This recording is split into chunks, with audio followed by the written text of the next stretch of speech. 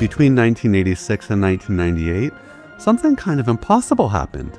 A franchise that started with simple pixel art, and I'm talking about blocks for bushes, it grew into a 3D masterpiece that people still argue about being the best in the series today. 3 different consoles, 3 games, one clear line of evolution. This is the story of how Zelda went from pixels to polygons, and what each new piece of hardware let the developers actually pull off. In this video, we're looking back at that journey from the gold cartridge on the NES to the legendary masterpiece on the N64. And what you might not realize is how much Ocarina of Time's DNA was already there, just waiting to be unlocked all the way back in those 8-bit and 16-bit versions. And you know the feeling when you first step into Hyrule Field in Ocarina of Time, or when you realize in the original Zelda that you can just walk off the starting screen in any direction and the world keeps going. It's a rush of freedom that hits you right in the chest. This massive, mysterious world that feels like it's all waiting to be discovered. Every screen, every cave entrance, every suspicious wall felt like a secret tucked away for you to find. And as a kid, this experience was your adventure of traveling out into new worlds. That sense of discovery, of pure, unguided exploration. That's the magic I've been chasing ever since. But to understand the evolution, let's start at the beginning, 1986. Okay, here's a fun fact. The first Zelda was almost called Adventure of Hyrule, and originally, it wasn't supposed to have a save feature. I mean, can you imagine? No saving? No continuing? You just start over every time you turn the console off. That's the world Shigeru Miyamoto was working with in 1986. The NES had limitations that feel almost silly now. We're talking about 128K of total memory. That's less space than a single photo on your phone. But here's what they did with it. They squeezed in a battery-backed save system so you could actually keep your progress. They made a world map you basically had to draw yourself on graph paper. Secrets were tucked under every bush and behind every bombable wall. And the structure was completely open. You could stumble into level 5 before level 1 if you weren't paying attention. And if you were like me, you probably just spent hours walking into walls, tapping the A button, hoping to find a hidden staircase, and sometimes you did. That was the magic. That first Zelda wasn't really just a game though. It was more like a proof of concept. Miyamoto wanted to capture the feeling of exploring a miniature garden that you could walk through. But the hardware couldn't handle 3D, so they built that feeling through exploration, discovery, and the simple act of moving Link across a scrolling screen. Now, let me show you what I mean about the hardware evolution. The NES had a processor running at 1.79 MHz. I mean, that's slower than a modern-day calculator. But despite the hardware limits of the console, they were still able to pack this amazing world into the cartridge. The overworld, dungeons, enemies, items, RPG elements, and story, the whole thing. And what most players don't realize is that Koji Kondo's soundtrack was doing something revolutionary too. He only had 3 sound channels to work with. 3! But listen to that overworld theme again. It's not background noise. It's telling you that you're on an adventure. The adventurous feeling of that melody is doing the heavy lifting since the console could only render simple graphics. So that was the foundation, a blueprint for everything that came after, and then they were about to double it. Jump forward to 1991. The Super Nintendo hit shelves, and suddenly that little world from '86, it was about to get massive. Zelda: A Link to the Past didn't only improve on the original formula, it showed everyone what Zelda could really be. The hardware made it possible.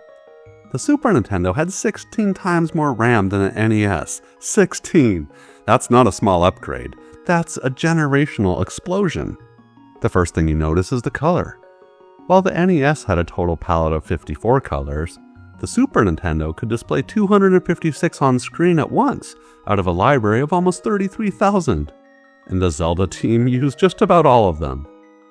That opening shot of Link sleeping in bed with the rain pattering against the window, that was a flex. It was the developer saying, "Look at what we can do now." But the real change was the structure. The original Zelda was open, but it was also lonely. You explored alone, you fought alone. A Link to the Past gave you a world that felt lived in, characters with actual dialogue, a larger story that unfolded as you played. and 2 whole worlds to explore, the light world and the dark world. And here's a detail that most people miss. The dark world wasn't just a reskin. It was a mirrored, twisted version of the light world. Every location in the light world had a counterpart in the dark, and that meant the developers had to design 2 interconnected worlds, each with its own puzzles, secrets, and logic. Oh, and the sound? Koji Kondo now had 8 sound channels to play with. 8! Listen to the Hyrule Castle theme. It's an unforgettable atmosphere being created. It's telling you something is wrong long before you ever see Aghanim. The hardware finally had enough power to create emotion through the audio alone. But here's what's fascinating. Even with all that new power, the team kept certain things exactly the same. Link still had a sword and shield. You still collected heart pieces. You still bombed walls. And you played a flute. Sound familiar? That was the prototype. That was the seed of everything Ocarina of Time would become. So they had the blueprint from the NES and the refinement from the Super Nintendo. Now came the hard part. How do you take a 2D world that players have loved for years and turn it into something that lives in 3 dimensions? Alright, this is where it gets really wild. In 1994, the Zelda team faced a problem they'd never had before. Super Mario 64 had just proven that 3D platforming could work. But Zelda wasn't a platformer. It was an adventure game, a puzzle game, an exploration game. And so how do you translate that into 3D? Let's talk hardware first. The N64 had a 64-bit processor, and yeah, that's 4 times the power of the Super Nintendo, but here's a detail that doesn't get brought up enough. The game was originally built for the mythical 64DD disk drive, which had way more storage. And when that got scrapped, the team had to cram everything onto a cartridge, and somehow they did. Now, think about what else they had to figure out. In 2D Zelda, you swing your sword in the direction you're facing. Simple. In 3D, that completely falls apart. How do you make sure Link is actually aiming at the enemy? The answer was Z-targeting, a single button that locks the camera onto an enemy. It seems obvious now, but back then, it was a revelation. And here's the detail that makes the story great. The early version of Z-targeting felt kind of robotic, a generic, emotionless marker floating over an enemy. The game director had a simple fix. Make the lock-on a fairy. That tiny change gave the system personality, and the team that started calling it the Fairy Navigation System, and that's how Navi was born. A gameplay solution became a story character. Now look at what carried over from those earlier games. The dual world structure of A Link to the Past, 2 interconnected worlds. Ocarina of Time did it with time travel. Kid Link and Adult Link. The light and dark worlds became Past Hyrule and Future Hyrule. The flute became the Ocarina of Time.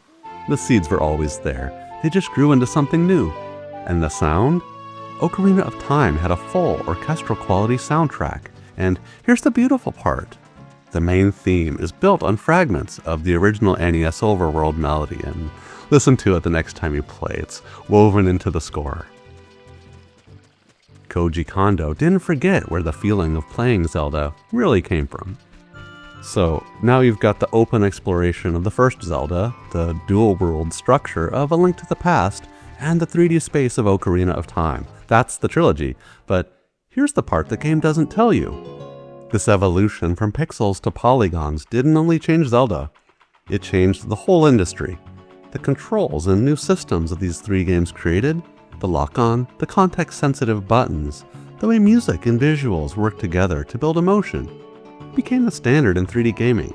I mean, developers from Dark Souls to Grand Theft Auto have actually pointed to these games as inspiration.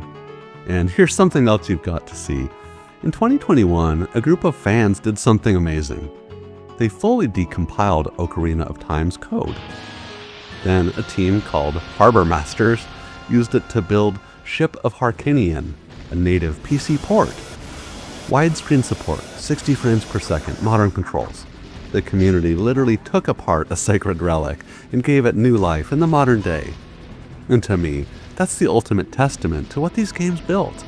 Their design was so strong, it could outgrow its own hardware. But for guys like us, it's more than that. It's like a time machine. It's the feeling of drawing your own map for the first Zelda, It's that moment you first stepped into the Dark World in A Link to the Past. It's the first ride across Hyrule Field in Ocarina of Time. And honestly, the magic isn't gone. It's just waiting for you to press start again, so seriously, go call in sick tomorrow. Hyrule still needs you. If you want more deep dives into the games that shaped us, then hit that like button and subscribe. It lets me know you're out there and that this kind of escape is worth making. Alright my friends, this is the Retro Gaming Boss signing out. Thanks for watching, and I'll see you on the next one.